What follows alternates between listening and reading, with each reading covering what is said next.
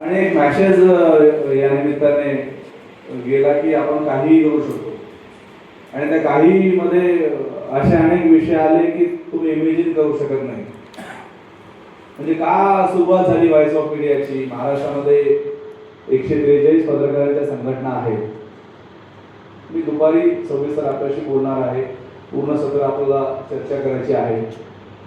एक भूमिका थोडक्यात मी मांडतोय आणि मग मान्यवरांना आपल्याला ऐकायचं आहे.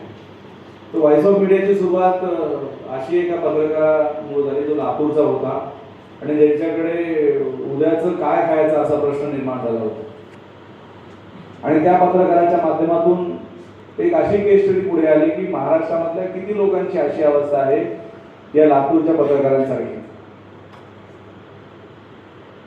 मी जेव्हा लातूरचा अभ्यास केला तेव्हा तिथे मला 95% लोक मिळाले कोरोनाच्या काळामध्ये की ज्यांना खरंच उद्या खायचं काय याची वाईट अवस्था होती. पण ती अवस्था